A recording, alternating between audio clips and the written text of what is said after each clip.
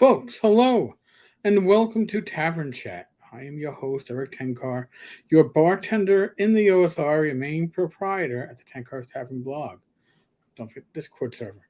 So, today, I'm going to touch on something real quick. I understand that Benoit has handed in, what is this, week 4 of the expansions or stretch goals. So, I believe he handed it in yesterday. I haven't seen an update yet on Kickstarter, but my understanding is he did hand in this week's update. So huge, huge props to Benoit. And again, when everything is tossed into the hands of one person, or somebody else's name is on a project, I personally don't think it's fair. But in any case, neither here nor there. So today, I figured I would talk about how many people you need in your gaming group as players, not going to count the GM or the DM in this case, to have a successful campaign. The reason why I'm bringing this up is because Joe the Lawyer is starting a campaign, I believe next Monday. It's a Bronze Age OSR campaign, his own rule set, pretty much house rules, rule set. If we're gonna push this to the limit and see if we can break it. New setting. He plans on running it for a long time on a weekly basis. Now, when I was a teen, when I was in college, hey, I had a girlfriend. She had to understand it. Sunday afternoons were for gaming, right? That she came into a relationship knowing that, and I think that maybe twice a year or 3 times a year, I'd miss Sunday gaming. Heck, I'd go to Poconos and make sure I was home by 3 o'clock in the afternoon so we could get in the game from like 4 to 8. It's different when you're an adult, right? When you're an adult, you have work responsibilities. I mean, I don't at the moment, but when I did, Monday through Friday wasn't necessarily the hours you were working. Days were not necessarily the hours you were working. Your day off might not be your day off, right? You might find out, hey, I'm being detailed or I'm being ordered for overtime. You might have family obligations. When you're younger, when you're in your teens, when you're in your 20s, wife, kids, work around the house, that didn't exist, right? That was all somebody else's problem that was a lot older than you. Those were adult responsibilities. Well, guess what? If you're an OSR gamer, likely you are in that realm of adult responsibilities. So when we gamed in our younger years, there was a point where I think we had 3 steady plus the DM. Usually we had 4 steady, some occasionals, but 4 steady plus the DM. And if you had everybody, you ran. And if you were missing somebody, out came Chaos Marauders, Talisman, Risk,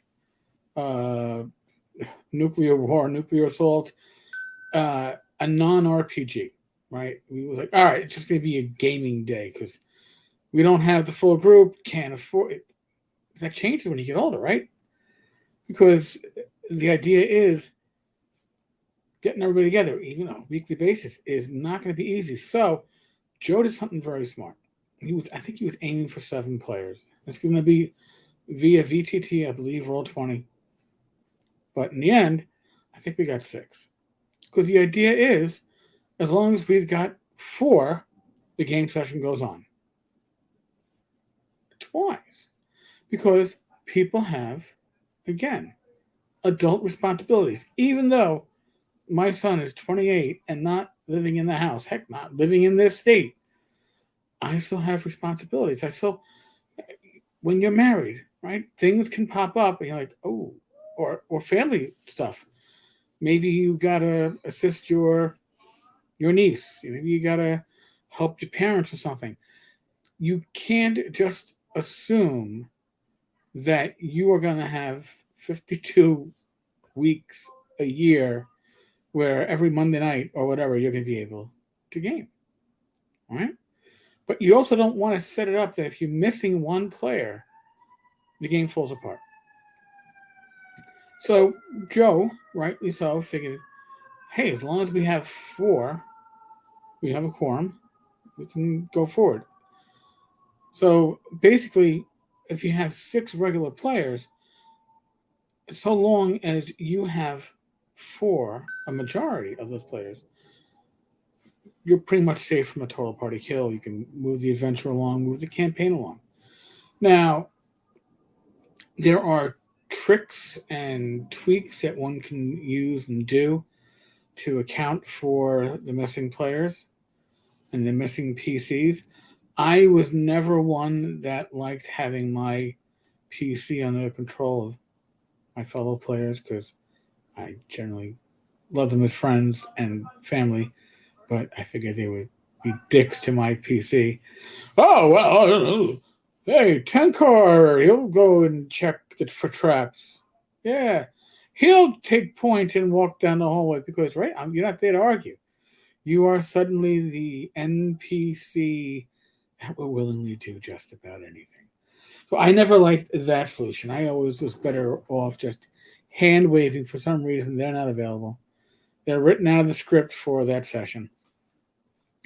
Bring them back the following session or whenever. But then there's the juxtaposition. What is the maximum number of PCs?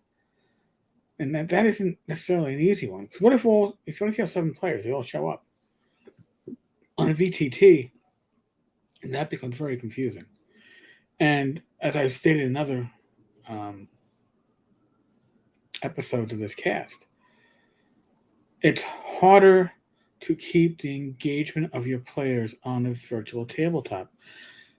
When you're physically there in a room with them, you can see some player is, getting distracted. They are looking at their phone.